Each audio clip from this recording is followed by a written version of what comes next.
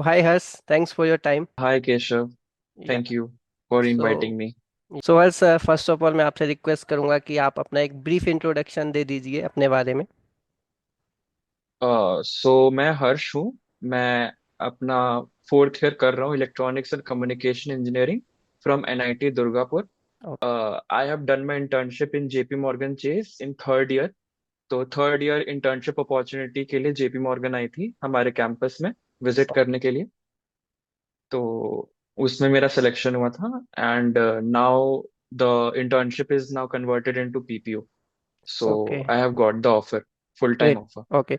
So like JP Morgan के बारे में हम लोग बात करेंगे। सबसे पहले ये जो कंपनी है क्या करती है, लाइक क्या आपका बेसिक इसमें काम रहता है?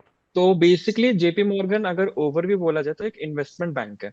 ओके। तो जो भी इन्वेस्टमेंट से रिलेटेड जो भी उनके ट्रेड्स होते हैं या फिर जो भी इन्वेस्टमेंट बैंकिंग में होता है वो सब प्राइमरली इट्स अ बैंक।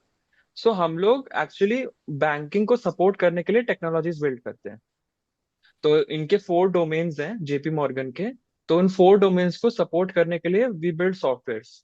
तो हमारा जेपी मॉर्गन चेज में as a software developer role है। अभी आपका वो इंटर्नशिप कंप्लीट हो हाँ, गया? हाँ, इंटर्नशिप कंप्लीट हो गया है वो जुलाई में कंप्लीट हो गया था। ओके। सो आपका इंटर्नशिप के टाइम पे क्या किस टाइप का रोल रहता था इसमें? तो बेसिकली जो मेरे को टास्क असाइन किया गया था, हम्म।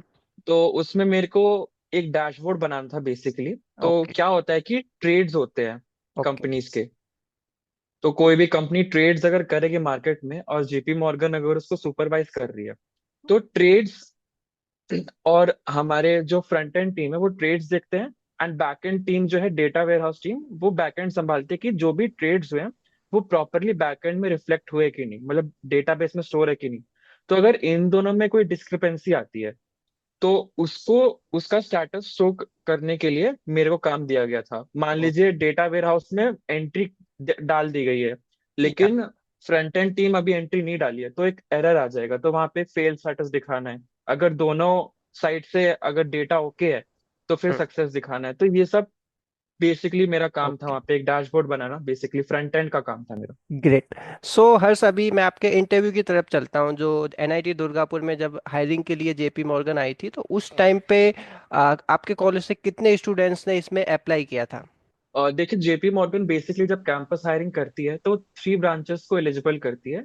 ओके। आपका पहला तो obviously computer science and engineering है, फिर ईसी है, और इलेक्ट्रिकल इंजीनियरिंग भी जेपी मॉर्गन अलाउ करती है। तो इस सबसे हम लोग का टोटल 300 स्टूडेंट्स के आसपास, 300 to 400 मान लीजिए अप्रॉक्स, ओके। उतने स्टूडेंट्स ने अप्लाई किया था। सो इसके कितने राउंड्स हुए थे फिर? जब हमने अप्लाई किया था तो पहला बेसिक राउंड होता है, that is online coding round. तो उसमें 2 क्वेश्चंस होते हैं। Okay. After you clear that round तो आपका एक ऐसे ही वीडियो इंटरव्यू राउंड होता है जिसमें आपको 2 क्वेश्चंस पूछे जाते हैं। So it's a virtual round basically, वहां पे कोई इंटरव्यूअर नहीं होता है। आपको 2 क्वेश्चंस हैं, आपको उसका एक वीडियो के फॉर्मेट में आंसर देना होता है। After you clear the video interview तो आपका directly code for good hackathon होता है, the famous code for good या। Hackathon by JPMC.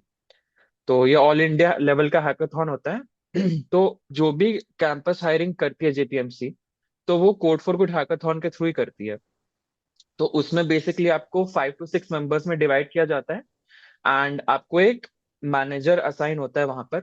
बेसिकली वो एक मेंटर होता है। तो वो असेस करता है आपकी performance through out the hackathon. It's a 1 day hackathon. Okay. और अगर फिर आप वो क्लियर करते हैं तो you get the offer for internship. तो टोटल 3 राउंड्स थे। ओके। इसमें आपका लाइक ऐसा कोई फिजिकल इंटरव्यू नहीं हुआ आपका? ओनली हैकाथॉन नहीं, हम इवेंट्स लोग के का बेसिस कोई पे? नहीं हुआ था फिजिकल, नहीं। बिकॉज उस समय लाइक थोड़ा कोविड का भी इन्फ्लुएंस था। तो क्या होता ओके। है कि अब वो क्या हो गया कि जो जेपीएमसी का जो फाइनल राउंड है कोड फॉर गुड, तो वो बैंगलोर में, हैदराबाद में, मुंबई में जो उनके सेंटर्स हैं वहां पर स्टूडेंट्स को बुलाया जाता है। तो वहां पर एक फिजिकल राउंड होता है, लास्ट राउंड जो होता है, बट हम लोग के टाइम पे वो ऑनलाइन हुआ था। ओके। सो आपका ये जो हैकाथॉन का राउंड था इसके बारे में थोड़ा बताइए कि इसका डिफिकल्टी लेवल कितना रहता है एंड आपकी इसमें क्या रैंक थी? देखिए डिफिकल्टी लेवल तो हैकाथॉन में वो आप पे डिपेंड करता है कि आप किस टाइप का प्रोजेक्ट बना रहे हैं। राइट। अगर कॉम्प्लेक्स प्रोजेक्ट बनाएंगे तो ऑब्वियसली वो डिफिकल्ट होगा। लेकिन आपको एक मीडियम या फिर एक सेट डिफिकल्टी सेट करनी पड़ती है ताकि आप 1 डे में उसको कंप्लीट कर पाए। Because okay. आपको एक कंप्लीट प्रोजेक्ट उनको दिखाना होता है। तो अगर वो बेसिक है लेकिन उसके बाद भी वो इनोवेटिव है, वो प्रॉब्लम सॉल्व कर रहा है जो प्रॉब्लम स्टेटमेंट हमको दी गई है। तो ओके। जेपीएमसी में कोड फॉर गुड के लिए हम लोग बेसिकली एनजीओज के लिए सोल्यूशन डिजाइन करते हैं। जैसे मान लीजिए एनजीओज बहुत सारे रूरल विलेज में एजुकेशन प्रोवाइड करता है। राइट। तो एजुकेशन प्रोवाइड करने के लिए सॉफ्टवेयर की जरूरत होती है, क्योंकि सब लोग तो एक क्लासरूम में अवेलेबल नहीं हो सकते, तो ऑनलाइन सॉफ्टवेयर बना लिया उसके लिए कुछ, ओके। ऐसा एक मैनेजमेंट सिस्टम बनवा लिया कि स्टूडेंट्स और टीचर्स दोनों मैनेज हो रहे हैं उसके थ्रू। तो ये टाइप का सॉफ्टवेयर हो गया, फिर कोई और सॉफ्टवेयर फॉर एनजीओज और बेसिकली। ये ग्रुप प्रोजेक्ट्स होता है, लाइक आपके जो ग्रुप्स में सारे लोग हैं वो मिलके इस प्रोजेक्ट्स पे काम करते हैं, या इंडिविजुअल होता है आपका? नहीं, ये ग्रुप प्रोजेक्ट होता है, तो ओके। अप्रोक्सीमेटली 5 to 6 पीपल होते हैं ग्रुप प्रोजेक्ट में। ओके, सो फिर आपका इसमें लाइक फाइनली कितने स्टूडेंट्स सेलेक्ट हुए थे इस राउंड में?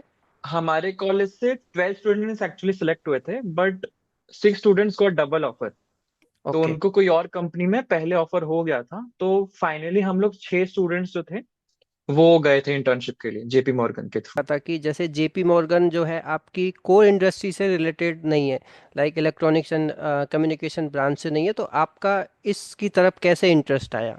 देखिए, मेरा कंप्यूटर साइंस में तो शुरुआत से इंटरेस्ट था। लाइक 11 12 में भी जब हम लोग का कोडिंग इंट्रोड्यूस किया गया था हम लोग के स्कूल में, तो from that age I had the interest of computer science. But okay. Unfortunately मेरी जेई रैंक उतनी नहीं थी कि मेरे को मतलब अच्छा। एनआईटी दुर्गापुर में कोड मतलब सीएस मिल ओके। सके। तो इसके रिगार्डिंग मैंने मेहनत भी की थी, क्या बोलते हैं, अपने फर्स्ट एंड सेकेंड सेमेस्टर में। बट अच्छा। अनफॉर्चुनेटली सीट्स अवेलेबल नहीं थी कंप्यूटर में, बट ओके। इंटरेस्ट उसमें था ही पहले से। ओके। तो ये पहले से मेरा प्री डिसाइडेड था कि जाना तो है तो सीएस बैकग्राउंड में ही जाना है। ग्रेट, तो तो आपको फाइनली मिल भी गया है वो। हाँ, एग्जैक्टली exactly। हर्ष, जैसे जेपी मॉर्गन बहुत स्टूडेंट्स की ड्रीम कंपनी होती है, एंड वो जी। इस इंडस्ट्री में जाना चाहते हैं, तो लाइक कौन सी स्किल्स उनको अभी से अपने अंदर डेवलप कर लेनी चाहिए ताकि वो जेपी मॉर्गन के इंटरव्यू को क्रैक कर लें और उस इंडस्ट्री में जा सकें? अब देखिए, अगर आप जेपीएमसी स्पेसिफिक बोलेंगे तो उसमें देखिए डीएसए तो इम्पोर्टेंट है ही, बिकॉज राइट। डीएसए कोई भी क्या बोलते हैं, अपनी सीएस कंपनीज के लिए इम्पोर्टेंट होती है। राइट। बट जो जेपी मॉर्गन का कोडिंग राउंड होता है it is not that much DSA heavy. वो LeetCode easy to medium होता है। ओके। तो लाइक अगर आप ग्राफ्स मतलब ग्राफ्स आप छोड़ दीजिए, अगर आप ट्रीज तक भी कर लेते हैं तो काफी हद तक आपका चांस हो जाता है कि आप कोडिंग राउंड तो निकाल सकते हैं। बिकॉज जेपीएमसी जो है वो आपके सेकेंड ईयर ऑफ कॉलेज में आती है। और ओके। उस समय सब लोग को पता रहता है कि कंपनीज को भी पता रहता है कि अभी बच्चा उस लेवल तक कोडिंग स्किल्स नहीं डेवलप कर सकता। एग्जैक्टली। तो उसके अकॉर्डिंग वो अपना करते हैं। लेकिन मेनली जेपीएमसी में आपका डेवलपमेंट स्किल्स थोड़ी सी होनी चाहिए स्ट्रॉन्ग। बिकॉज उसका जो कोड फॉर गुड हैकाथॉन होता है उसमें वही आपका शोकेस होता है, जो ओके। डेवलपमेंट स्किल्स हैं आपके पास। या। और इवन इफ आपके पास मतलब एक अच्छी डेवलपमेंट स्किल्स नहीं है, लेकिन अगर आप जैसे कोड फॉर गुड हैकाथॉन में अगर आप कोलैबोरेट करते हैं, मतलब आप क्वेश्चंस पूछते हैं, आप सीखना चाहते हैं न्यू टेक्नोलॉजीज के बारे में और आप कोलैबोरेट करना चाहते हैं अपने प्रोजेक्ट में through the guidance of the other team members या फिर आपका जो मतलब होस्ट है, द मैनेजर इटसेल्फ। ओके। तो वो ये भी चीज कंसिडर करते हैं कि मतलब भले ही इसको उस लेवल तक उसका टेक्निकल स्किल स्ट्रांग नहीं है, बट वो कोलैबोरेट करना जानता है ओ।